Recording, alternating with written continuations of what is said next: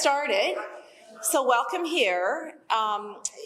Pretty informal, so if you need to get up and refresh with your coffee, there's coffee and decaf over there, water on the tables. Washrooms are right outside the door to your left. So feel free if you need to move around by all means. However, we will be having breaks throughout.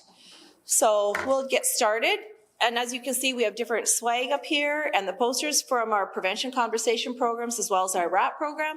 So if on the break you want to come through, you want to grab some stuff, but if you want to talk to Rod, just wave. Here's our adult prevention conversation facilitator. And we have Corey here, our adolescent prevention conversation facilitator. And we have Caitlin, the RAP program. She's going to be speaking later as well. So if you have questions or anything or would like them to come and present to your group or in your school or anything like that, please connect with them. So during the breaks, they'll be kind of hovering around this area as well. So first of all, I'm Myrna Stark. I'm the network coordinator for those of you that may not know me. And welcome here. Very happy to have all of you here today. So on behalf of Southeast Alberta FASD Network, welcome here. We're happy to be able to provide this training for you. Since 2009, Southeast Alberta has been its own network, and we are one of 12 in the entire province. And with that, we were able to provide supports and services through our own community. So we have a lot of service providers here today, which is excellent. And we have diagnostic assessments, we have PCAP programs, we have supports, we have awareness campaigns. And so this training is part of our FASD awareness campaign that we do through September. So September 9th is always FASD Day, so the 9th day of the 9th month to sort of kind of correlate with a woman's pregnancy, 9 months. So for that month, we try to do a lot of different events and activities. So we have a mocktail campaign that will be running through the Southeast Alberta. So we'll have posters and coasters that will go into some of the local bars and pubs in Medicine Hat and Brooks and surrounding rural communities as well. So just to share that awareness, we had the FASD Day barbecue last Monday, which was excellent. Thank you to McMahon for organizing that and for all the service providers and board members that helped with that. That was excellent. It was an excellent day. Gave out lots of burgers and hot dogs, so in spite of the wasps, it was still a really good day. So thanks for hanging in there, everyone. So that went very well. And then we always try to have a training day in correlation with that. So we can bring some new topics and new ideas and new discussions to the table. We try to do the best work that we can to provide the best supports, and I think it's always important to keep our ear to the ground as to what's coming and what should we be aware of. So that's why we get together and we have this training day, plus an excellent networking opportunity. And what better location than here, looking out at the golf course, except if you're an avid golfer, it's going to be tough. There's a tournament going on today, so you'll want to be out there instead of in here. So I'd like to just acknowledge our board members that are here today. So as you may know, CFAN is funded by Government of Alberta, but we have a board. So the board makes a governance board that makes funding decisions and governance decisions. So they do this work, they volunteer to be on this board, so we appreciate that. So I just want to acknowledge the board members that are here today. So I'm going to call all the board members, but if you're here, please just stand and give a wave. Marie Tunasso is here with us. Selena Simmons is here today. Lionel Bryson, I don't think he's here today. I think he's on vacation. Robert Chesney is here today. Thank you. Tracy Hensel, I don't think she could make it today either. She's busy with the schools. And Shirley Greenfield is just stepped down from the board. So we acknowledge her commitment. And again, if anyone knows of somebody that would be interested in being on our board, please let me know, because we always like to fill that position as soon as we can. I just want to also let you know that David G. over there, he's over there on the camera, he's with Rogers. And so he'll be filming today pretty much in its entirety. The afternoon session, it won't be in its entirety because that's what they prefer. But so when you're speaking, just please introduce yourselves, your team, and he will be filming this in its entirety because he will then be broadcasting this through all of Alberta. It will not Edmonton and Calgary. So we feel it's just a great way to expand our awareness into what we're doing here. So if you prefer not to be on the camera at any point, just, I think it's right, David, it's right on this area, right, the podium. So if you want to not be filmed, just stay out of out of the shot of the camera, basically. But he'll be here all day to film that. So thank you, David, for being here and helping us share that awareness around the province. So I'll quickly go through what the agenda is going to look like today. We're going to start with Miywasin is going to be here, and we're going to do the land acknowledgement with us, so I'm excited about that, as well as a brief presentation as to what their program is and what it provides in the supports and services. We had a request that people would really like to know what they're about and how can they help best support your clients. So they're going to do a presentation for us. Then that'll be from till 9:50. We'll have a quick break then, 10-minute break to refresh. Then we're going to have Caitlin Redmond with the RAP2 program is going to talk about strategies, adjusting expectations when working with individuals with FASD. So she'll do a presentation for us. Then till 10:45, another quick break, and then Aish will be here. Chelsea Alvarez will be here, and how to best navigate your clients through the process with Aish, because that has always been a concern for many of you working in that area. Then we'll have 12 to 1 will be our lunch and networking.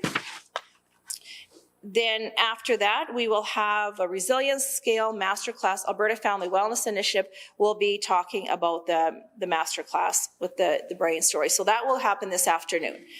And then that will be our last session. I'll go from 1 to 4. I'm sure that the speakers, they're not here yet. They're coming from Calgary, but I'm sure they'll give a bit of a break in there as well. So if you want to just gauge your day, that is fine. Are we looking for an extra chair? Not to put you on the spot, but there's extra chairs behind that table if you want to grab. Yeah, okay, thanks, David. All right, so welcome here, everyone. And I'm going to call Holly Gould's here with Miywasin, and she will do the next presentation. Start with the land acknowledgements. So I'd like to acknowledge that this is Treaty 7 and Treaty 4 territory. The traditional caretakers of these lands are the Siksika, Kainai, Piikani, Stoney Nakoda, and Tsuut'ina, as well as the Cree, Sioux, and Saulteaux bands. This land is also unsurrendered by the Blackfoot Confederacy and is the homelands of Métis Nation within District 2, Battle River Territory. So collectively, we all live, work, play, and travel on the traditional unceded or treaty lands of the First Nations, Inuit, and Métis peoples who've cared for these beautiful and generous lands for thousands of years. So let's commit to working with thoughtful intention to support and enhance our community by honoring the knowledge of our ancestors and the future of our descendants. So Miywasin Friendship Centre is located in downtown Medicine Hat. It was originally founded by just one person, Jeanette Hansen, in the 1980s. She saw a gap in services for Indigenous people and set out to fill it. Over the years, she's continued to target the needs of the Indigenous population in the area and to develop and maintain services to meet those needs. So currently, Miywasin staff offer a vast variety of programs to the Indigenous population as well as to the community at large, including elder services, youth programming, parenting education, children and family programming, counseling services, housing supports, cultural programs, and events. Indigenous ways of being in ceremony are woven into all of the programs. And if you're wondering what Miywasin means, it is a Plains Cree word that means it is good or it is valuable. So the vision at Miywasin is celebrating our Indigenous cultures, gather together and share, respect our diversity, and build our future. And the mission is the Miywasin Friendship Centre is a partnership that targets the needs of the Indigenous community in the Medicine Hat area and develops and maintains services to meet those needs. So the vision and mission align with the missions of friendship centres across Canada. So the Friendship Centre movement is Canada's most significant national network of self-determined, Indigenous-owned and operated community hubs offering services, programs, and supports to Indigenous people living in urban, rural, and remote settings, specifically for First Nations living off reserve, Métis living outside of the Métis homelands, and Inuit living in the south. So there's over 125 active friendship centres in Canada with 21 in Alberta. And they provide crucial points of connection, community, and a network of culture hubs. So they've become a place for Indigenous and non-Indigenous people to come together, share traditions, and to learn from one another. And Miywasin became a friendship centre in 2018. So who is Indigenous? So Indigenous peoples is a collective term for the original people of North America and their descendants. So the term Aboriginal can be used interchangeably with the term Indigenous in Canada. Aboriginal is used as a primary term in Australia, however, it's rarely used in the United States. Conversely, in the United States, the term Native American is in common usage to describe Indigenous peoples, while in Canada, Aboriginal or Indigenous is preferred. So the Canadian Constitution recognizes 3 groups of Indigenous peoples: First Nations, Inuit, and Métis, and they're all distinct peoples with unique histories, languages, cultural practices, and spiritual beliefs. So just some stats, because I like stats. So the 2021 census, more than 1.8 million people in Canada identified as Indigenous, which is 5% of Canada's total population. There's 70 unique Indigenous languages spoken in Canada, with over 235,000 Indigenous speakers. And Indigenous people are the fastest growing population in Canada and the youngest population in Canada, with about 28% under the age of 25. So First Nations, so there's 634 recognized First Nations governments or bands across Canada. So roughly half of those are located in Ontario and British Columbia. And there are 3,394 reserves across Canada. So First Nations is a term used to describe Indigenous peoples in Canada who are ethnically neither Métis nor Inuit. Some language and terms you could hear regarding First Nations peoples. So Indian, many Indigenous people in Canada prefer not to describe themselves as Indians and view this term as rooted in colonialism and racism. Regardless, the Indian Act is still an active legislation, so the word remains in legal use.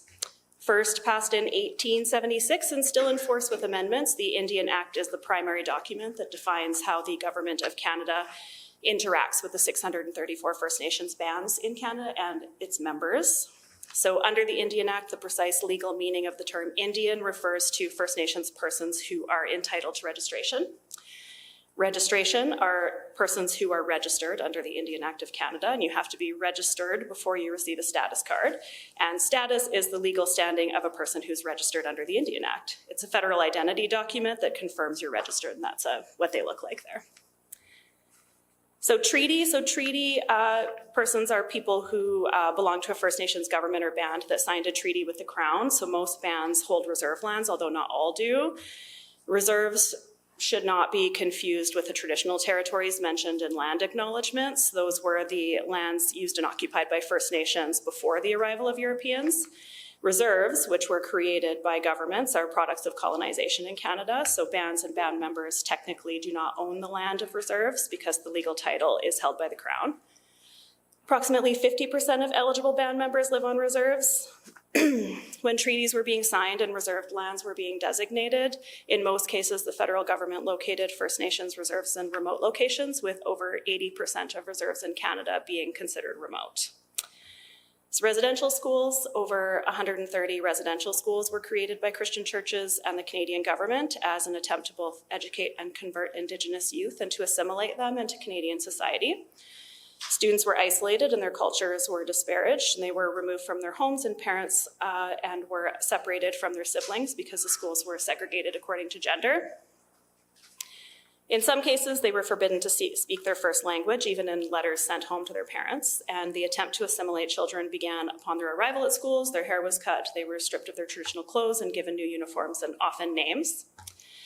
The Christian missionary staff spent a lot of time and attention on Christian practices while at the same time criticizing Indigenous spiritual traditions, and physical, emotional, and sexual abuse was rampant. The last residential school closed in 1996, and since then former students have demanded recognition and restitution, resulting in the Indian Residential Schools Settlement Agreement in 2007, and a formal public apology by Prime Minister Stephen Harper in 2008, and in total, an estimated 150,000 First Nations, Inuit, and Métis children attended residential schools. So non-status are those who are not registered with a band which signed a treaty with the Crown. So First Nations peoples whose ancestors were either never identified as Indians by the government, such as the Inuit or Métis, or those who lost their status. And historically, the Canadian government determined how one can lose their Indian status and become a full Canadian citizen. The process of losing one's Indian status versus citizenship rights was called enfranchisement. So initially, according to the Indian Act of 1876, any First Nations persons who obtained a university degree and or became a professional would automatically lose their status. The same process would occur for any such person who served in the armed forces or any status Indian woman who married a non-status man. So when a woman was enfranchised, she was not provided with compensation or support, nor could she be guaranteed access to her community of origin, since her band membership was removed as well.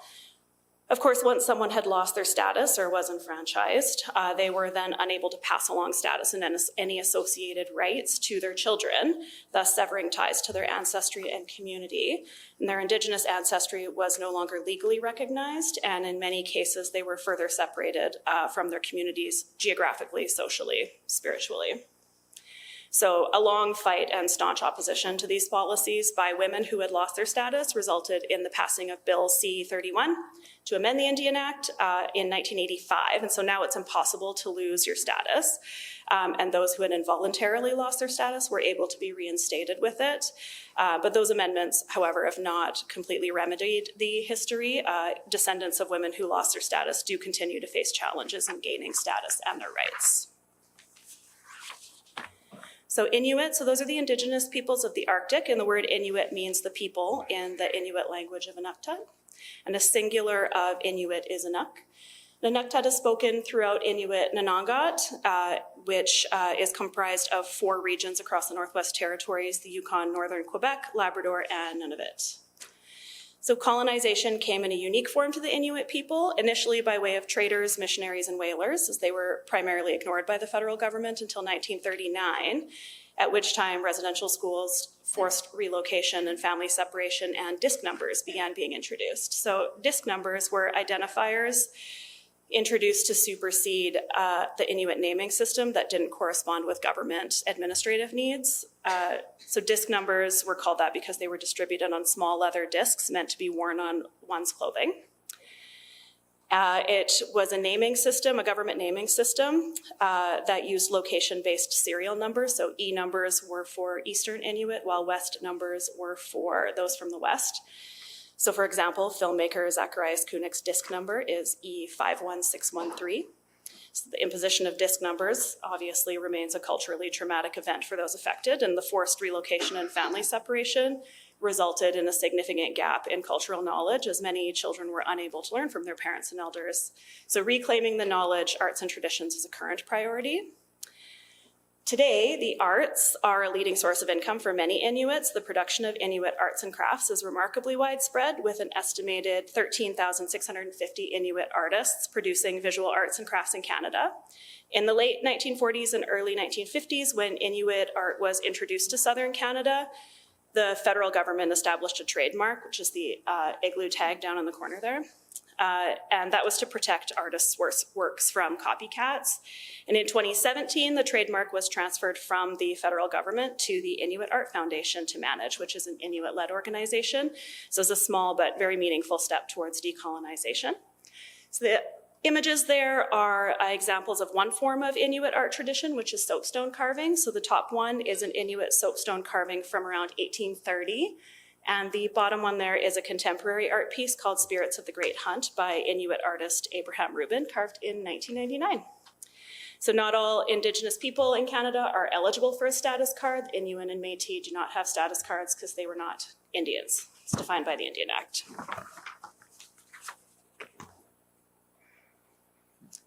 So then the Métis. So who are the Métis? So present day, Métis refers to evidence of an ancestor who received a land grant or scrip granted under the Manitoba Act or the Dominion Lands Act, or who was recognized as Métis in other government, church, or community records.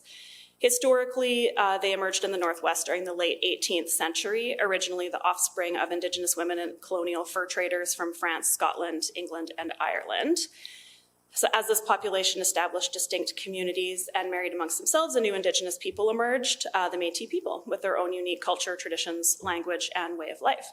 So we know, of course, that the Indian Act dictated that Indigenous women who married colonial men were stripped of their status in communities, thus the formation of Métis communities. So like other Indigenous groups in Canada, the Métis were sent to residential schools, displaced and dispossessed of land, and military action was taken against them in order to reduce their presence and prominence in Canada, with the first Prime Minister, Sir John A. Macdonald, saying, these impulsive half-breeds have got spoiled by their riot and must be kept down by a strong hand until they're swamped by the influx of settlers. So the subsequent mass removal of Métis followed on the heels of the near extinction of the buffalo, the spread of foreign diseases, and the Métis were intentionally cast as rebels and disloyal to the Canadian government. So the Métis language is Michif. It's a mixed language based on Cree and Saulteaux verb structures and French nouns and phrases. It's been studied by linguists because it's woven two unrelated languages into a coherent whole. Métis culture has always been very festive. The Métis style of dancing to fiddle tunes held their Celtic and French Canadian roots, but seamlessly weaved in faster-paced First Nations footwork and rhythms, such as in traditional drumming. Kitchen parties focused on jigging, dancing, and fiddle playing have been a constant feature throughout Métis history. And Métis are also heirs of a vibrant culture which emphasize the floral motif in beadwork, quill, and embroidery. The images on the slide are examples of Métis traditional art. So on the left is Louis Riel's embroidered deerskin jacket from 1885, while on the right is a beaded hat from contemporary Métis artist Lisa Shepherd, which she completed in 2021. So now that we've defined who is Indigenous, who can access services at Miywasin Friendship Centre, and the answer is everybody, while Miyasin's vision and mission are centered on ensuring that the needs of the Indigenous community are met, all services and programs are delivered through an Indigenous lens. Miywasin holds a status-blind approach. No one's turned away from accessing services and programs at Miywasin. That being said, there's some financial programs that are where the criteria are set by the funding bodies, and so those can be limited to those who are Indigenous, but those are determined case by case. So the programming. So first up, we have the seniors programming and services. So for that, we have the Elders Hot Meal Lunch Program, which is one Friday a month. It's posted monthly in the Riel Issues newsletters. It's open to all seniors. It's prepared in the Miywasin kitchen and served by Miywasin staff. So info for like I said, it's provided in the Riel Issues newsletter, which I do have some copies of here. October lunch is tacos, Caesar salad, and berry tarts with whipped cream. So there's also Games We Play, which is every Friday afternoon from 1 to 5. That's where the image there is from. They have a challenge board. They play cribbage, bingo, tile rummy, dominoes, I think some other games too. There's also assistance with forms, applications, tax filing, commissioning. There's some workshops, training, cultural activities, and as well, seniors may have access to rent supplements, bus and taxi vouchers, prescription support, arrears support. These are available based on income and need and through completing an intake. Then we have counseling programs and services. So there's a generalized counselor, Indigenous recovery counselor, cultural connections coordinator. So the counseling services are available through a robust intake to best match to counseling services. They're provided at no cost. The Indigenous recovery counselor will support individuals on their path to healing by blending traditional Indigenous practices with modern recovery approaches, while the cultural connections coordinator provides opportunity for individuals to reconnect or stay connected to culture and community. Some of the programs and services, there's client advocacy, warm referral to other agencies, client support services, outreach supports, referral and access to elders, access to traditional medicines, sharing circles, access to traditional healing ceremonies and sweats. And the programming like Banneken Tea and Drum Circle are drop-in with no registration required. So then there's housing programs and services. So the staff there are the Indigenous Homelessness Outreach Worker, which is myself, the Housing Stabilization Coordinator. So those who are currently homeless, at imminent risk of being homeless, or are precariously housed can access homelessness outreach, while those who are at risk of eviction or losing housing can access the Housing Stabilization Coordinator. So both programs are accessible via intake, and some of the services are listed there, and as well for homelessness outreach, provide intake and assessment, support in seeking rental units and what the requirements for renting are, obtaining identification, income support and AISH, and other services through referrals and advocacy, and provide cultural practices and resource navigation when meeting individuals who are currently residing in encampments in the city, and building capacity with other agencies providing or potentially providing support to the homeless population, while the housing stabilization can help with advocacy with landlords, financial planning and budgeting, housing search assistance, and referrals and advocacy with community services.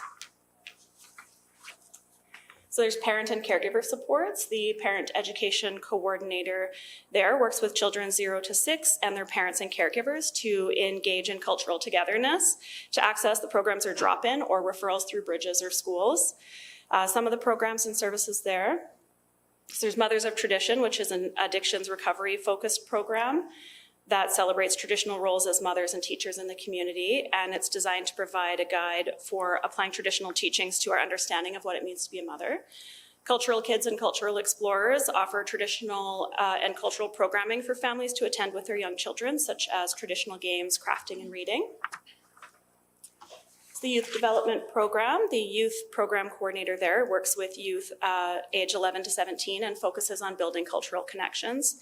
So the Medicine Wheel program is a drop-in program focused on the medicine wheel with activities to balance spiritually, emotionally, physically, and mentally. Camp Miywasin has youth attending Camp Miywasin, which is located in Elkwater.